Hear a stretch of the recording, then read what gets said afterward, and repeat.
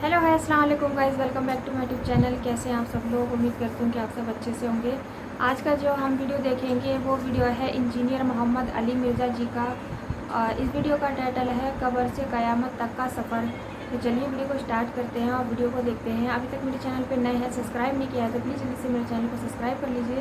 चलिए वीडियो को पहले देखते हैं, स्टार्ट कर लेते हैं, बाकी बातें हम करते हैं वीडियो देखने के बाद।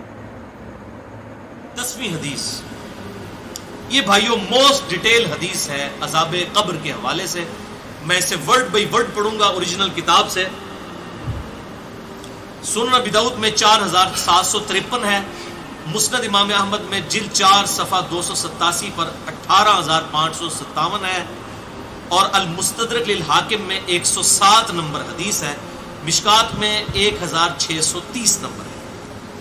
अच्छा, ये अबू दाऊद की जो इसकी रवायत है और मुस्नद अहमद की, उसमें आमश मुदल्लिस है और अन से रवायत कर रहा है। लेकिन जो अल मुस्तदरक लिल हाकिम की रवायत है उसमें इमाम आमश ने अपनी समा की तसरीह की है और उन्होंने कहा कि मैंने हदीस सुनी है। अन से रवायत नहीं की बल्कि उन्होंने हद्दसना से की है। अल मुस्तदरक लिल हाकिम 107 नंबर हदीस, मैं वो पढ़ने लगा हूँ वर्ड बाई वर्ड, ताकि इसका सोजो गुदास जो है वो कायम रहे। बरा बिन आजिब रज़ियल्लाहु ताला अन्हु बयान करते हैं कि हम रसूलुल्लाह सल्लल्लाहु अलैहि वसल्लम की मायत में एक अंसारी शख्स के जनाजे में शरीक हुए। हम कब्र तक पहुंच गए, अभी उसकी लहद तैयार नहीं हुई थी कि रसूलुल्लाह सल्लल्लाहु अलैहि वसल्लम हमारे पास बैठ गए। हम भी आप सल्लल्लाहु अलैहि वसल्लम के गिर्द बैठ गए, इस हाल में गोया हमारे सरों पर परिंदे हैं, यानी फुल अटेंटिव होकर आप सल्लल्लाहु अलैहि वसल्लम के साथ हम बैठ गए। आपके मुबारक हाथों में एक लकड़ी थी जिससे आप जमीन कुरेद रहे थे। आप सल्लल्लाहु अलैहि वसल्लम ने सर मुबारक ऊपर उठाया और फरमाया, अज़ाब कब्र से अल्लाह की पनाह तलब किया करो। आपने 3 बार ये बात इरशाद फरमाई। फिर आप सल्लल्लाहु अलैहि वसल्लम ने इरशाद फरमाया, बंदा मुमिन जब दुनिया से राब्ता तोड़कर आखिरत की तरफ मुतवज्जे होता है, यानी जब उसकी मौत का वक्त आता है, तो सूरज की तरह चमकते दमकते सफेद चेहरों वाले फरिश्ते जन्नती खुशबूदार जन्नती कफन लेकर उसके पास आते हैं, हत्ता कि वो हद्दे नजर तक उसके सामने बैठ जाते हैं।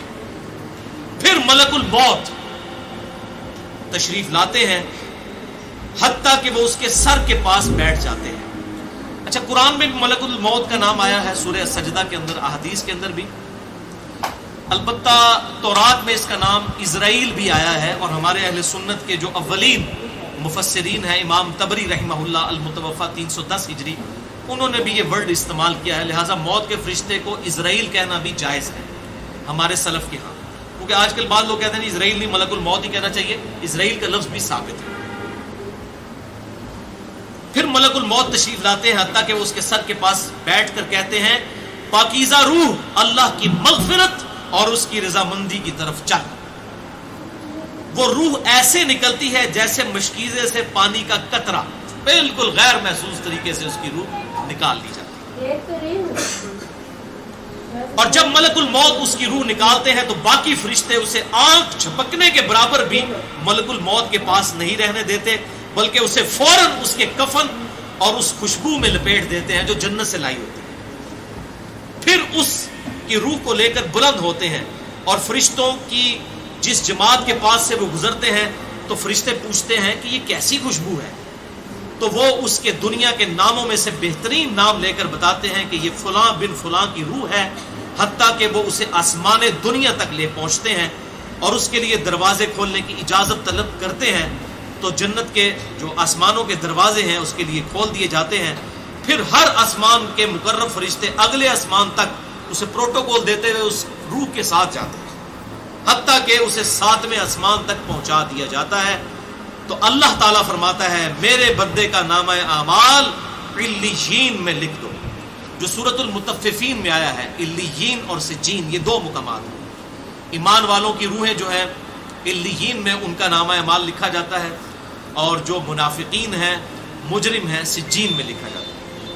सूरतुल मुतफ्फिफीन सूरत नंबर 83 है, पारा नंबर 30 के अंदर।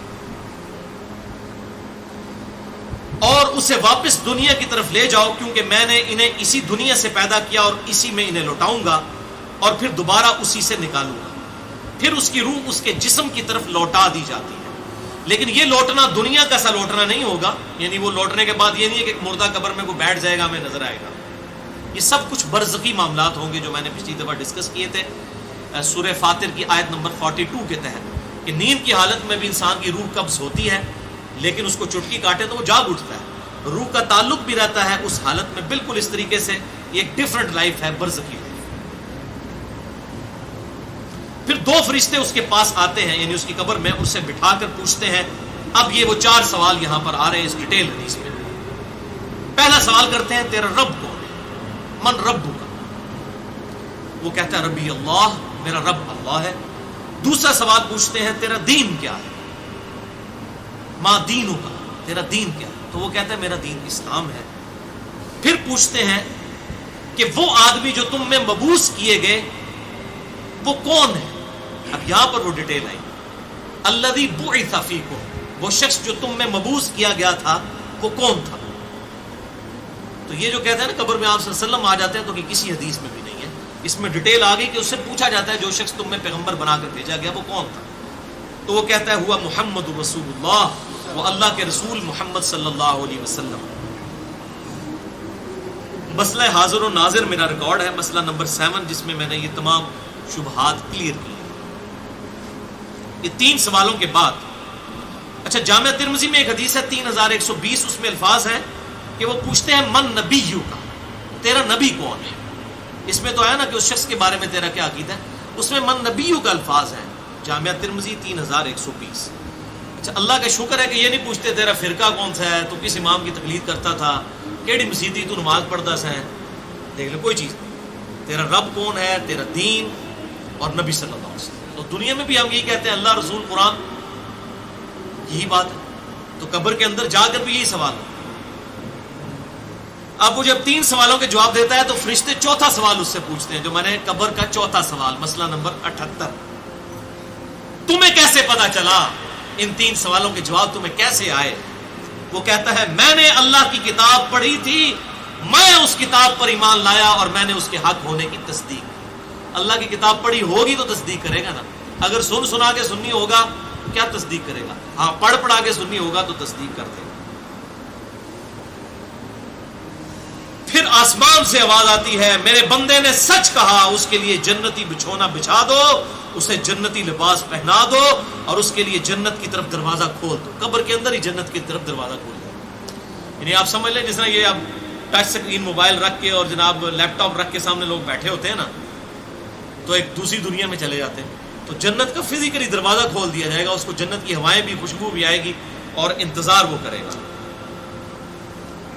وہاں اسے ہوا کے جھونکے اور خوشبو بھی آتی ہوگی اور حد نظر تک اس کی قبر کو کشادہ کر دیا جائے گا.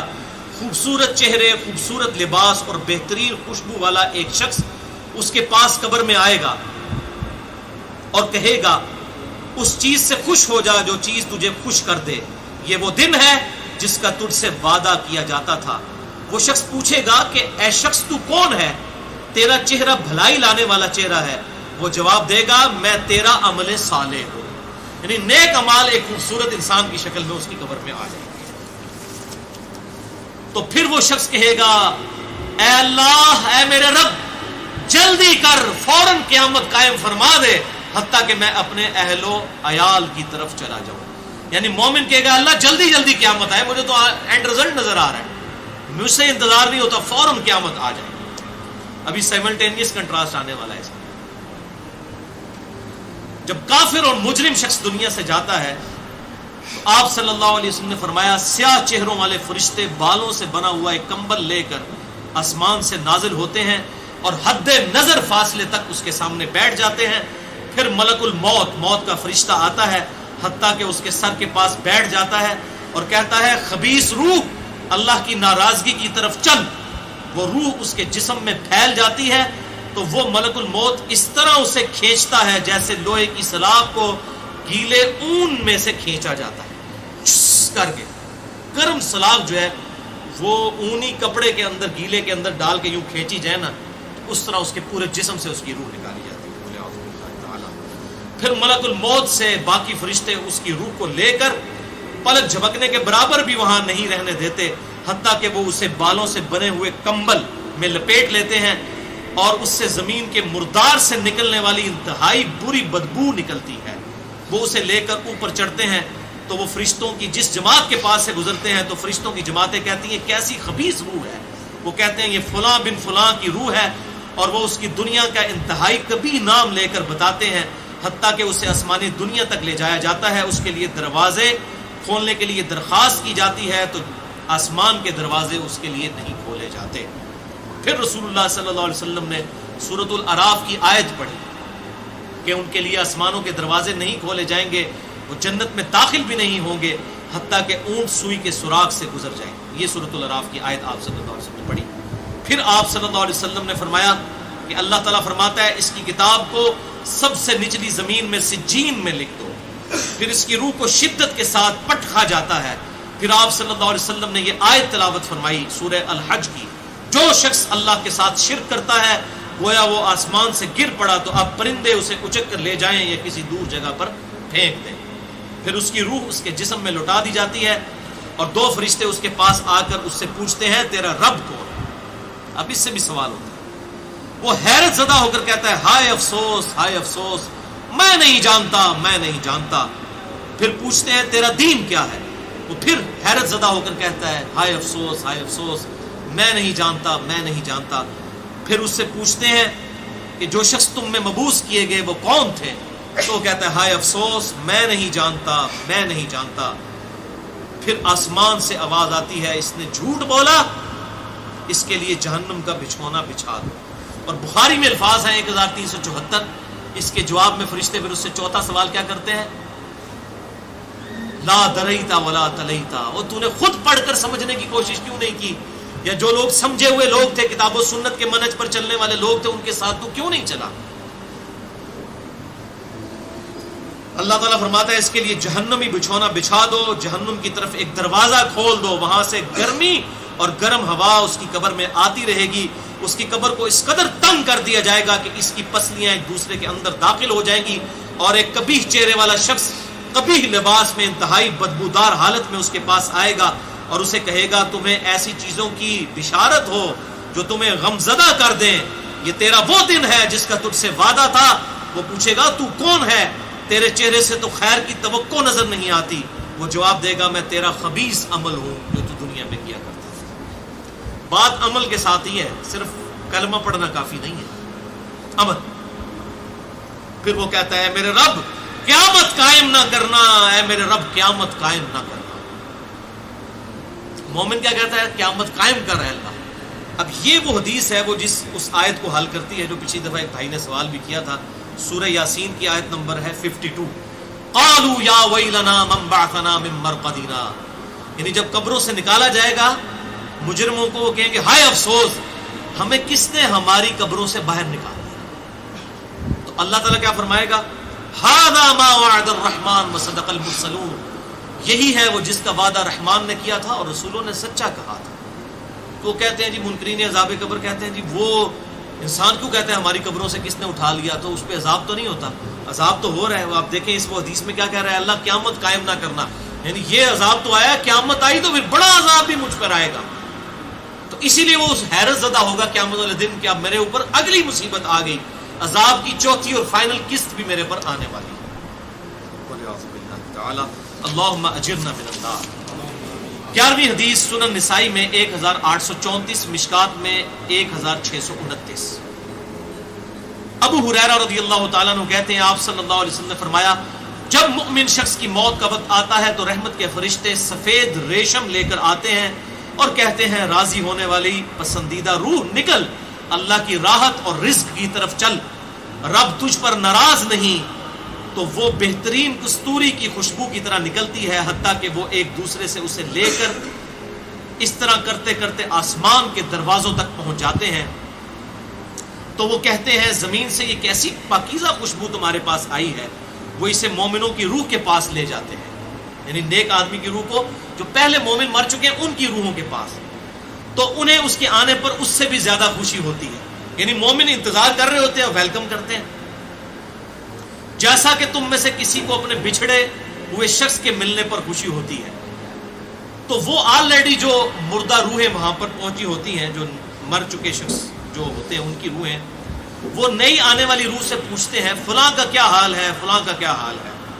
پھر وہ کہتے ہیں اسے چھوڑ دو کیونکہ یہ ابھی ابھی دنیا کے غم میں مبتلا ہو کر یہاں پر آیا ہے. تو مرنے والا شخص کہتا ہے کہ تم جس شخص کے بارے میں مجھ سے پوچھ رہے ہو وہ تو فوت ہو چکا ہے, کیا تمہارے پاس نہیں آیا؟ وہ کہتے ہیں اسے تو اس کے ٹھکانے ہاویہ یعنی جہنم میں پہنچا دیا گیا ہے. اور جب کافر شخص کی موت کا وقت آتا ہے تو عذاب کے فرشتے بالوں کا لباس لے کر اس کے پاس آتے ہیں اور اسے کہتے ہیں ناراض ہونے والی ناپسندیدہ روح نکل, اللہ کے عذاب کی طرف چل. وہ مردار کی انتہائی بدبو کی صورت میں نکلتی ہے, حتیٰ کہ وہ اسے زمین کے دروازے کے پاس لے آتے ہیں تو وہ کہتے ہیں یہ کتنی بدبودار ہے, حتیٰ کہ اسے کافروں کی روح کے پاس ملا دیا جاتا ہے. اب دیکھیں کہ وہ مومن پوچھ رہے ہوتے ہیں, اب میں اس کو ٹرانسلیٹ کر رہا ہوں, برا نہیں منانا. وہ مومن کہتے ہیں کہ فلاں شخص کا کیا حال ہے, فلاں بزرگ, فلاں مولوی صاحب, فلاں حضرت صاحب کدھر ہے؟ وہ کہتے ہیں وہ تو جناب کدوں نہ مار بیٹھے تو آڈے کول نہیں پہنچے.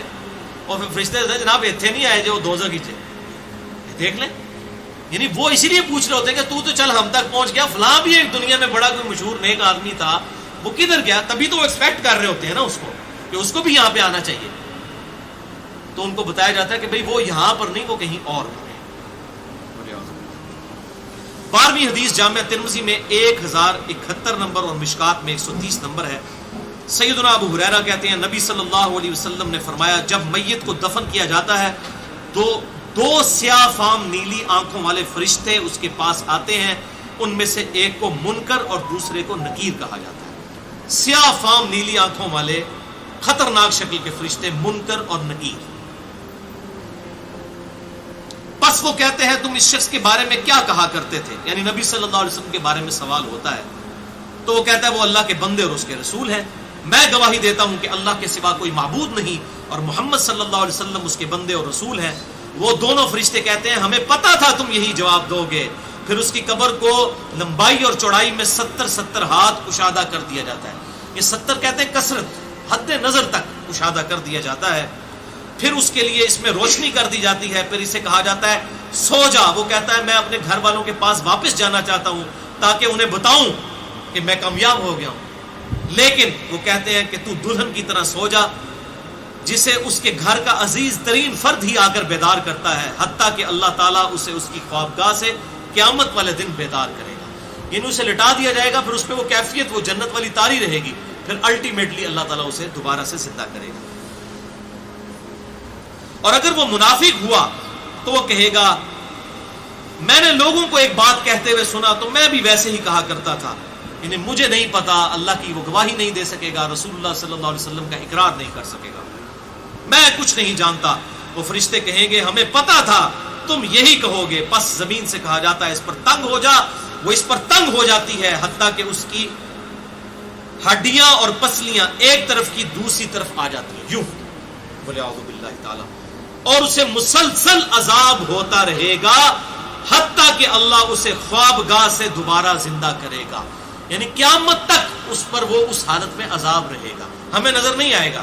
جیسے سویا ہوا شخص ایک ڈراؤنا خواب دیکھتا ہے وہ تکلیف محسوس کرتا ہے, پاس کھڑا شخص نہیں محسوس کر سکتا. اور سنن دارمی میں ایک حدیث ہے صحیح سند کے ساتھ, مشکات میں 134 نمبر ہے کہ آپ صلی اللہ علیہ وسلم نے فرمایا 99 اژدہے اس پر, 99 جو ہے خطرناک ڈینجرس قسم کے سانپ اس پر مسلط کر دیے جاتے ہیں جو قیامت تک اسے ڈستے رہتے ہیں. اور وہ اتنے خطرناک اژدہے ہیں, آپ صلی اللہ علیہ وسلم نے فرمایا کہ اگر ان میں سے کوئی ایک بھی دنیا پر اپنی پھنکار پھینک دے تو دنیا کی زمین کا بھی سبزہ نہ ہوا ہے, ایسا زہر ہے ان کے اندر. اللہم اجرنا من النار, اللہم اجرنا من النار. یہ بھائیو عذاب قبر کیمرے سے نہیں دیکھا جا سکتا, یہ اللہ تعالیٰ نے پردہ رکھا. 13ویں حدیث جامعہ ترمذی میں 2308, سنن ابن ماجہ میں 4267, مشکات میں 135. سیدنا عثمان غنی رضی اللہ تعالیٰ عنہ جب بھی کسی قبر کے پاس سے گزرتے تو اتنا روتے کہ ان کی داڑھی تر ہو جایا کرتی. ساتھیوں نے پوچھا حضرت جب دوزخ کا ذکر کرتے ہیں اس وقت تو آپ کی آنکھوں میں آنسو نہیں آتے, لیکن قبرستان آ کر آپ پر ایسی حالت کیوں طاری ہو جاتی ہے؟ تو سیدنا عثمان نے فرمایا کہ میں نے اپنے محبوب صلی اللہ علیہ وسلم سے سنا کہ بے شک قبر آخرت کی منزلوں میں سے پہلی منزل ہے, جو اس میں بچ گیا اگلی منزلیں اس کے لیے آسان ہوتی چلی جائیں گی، اور جسے یہاں پر مشکل درپیش ہوئی اس کی اگلی منزلیں اس سے بھی مشکل تر مشکل ہوتی چلی جائیں گی۔ پھر آپ صلی اللہ علیہ وسلم نے فرمایا میں نے قبر سے زیادہ سخت اور برا منظر کبھی نہیں دیکھا۔ تو یہ حضرت عثمان غنی رضی اللہ تعالیٰ عنہ کی وہاں پر یہ حالت ہوتی تھی، اور اس میں کیا الفاظ ہے؟ قبر آخرت کی منزلوں میں سے پہلی منزل ہے، لہذا یہ پرفیکٹ دعا ہے، اللہم ربنا آتینا فی الدنیا حسنہ وفی الآخرۃ حسنہ وقنا عذاب النار۔ یہ مولویوں نے جو اپنے بیچ میں جو ہے وہ انجینئرنگ کرنے کی کوشش کی ہے، واقعنا عذاب القبری، واقعنا عذاب الحشری، یہ جو بدعت داخل کی ہے اس کی ضرورت ہی نہیں ہے، کیونکہ عذاب قبر بھی اس میں داخل ہے۔ اس میں الفاظ آپ نے دیکھ لیے کیا ہے، قبر آخرت کی منزلوں میں سے پہلی منزل ہے، تو واقعنا عذاب القبری، واقعنا عذاب الحشری کہنے کی ضرورت ہی نہیں ہے۔ ربنا آتینا فی الدنیا حسنہ وفی الآخرۃ حسنۃ وقنا عذاب النار۔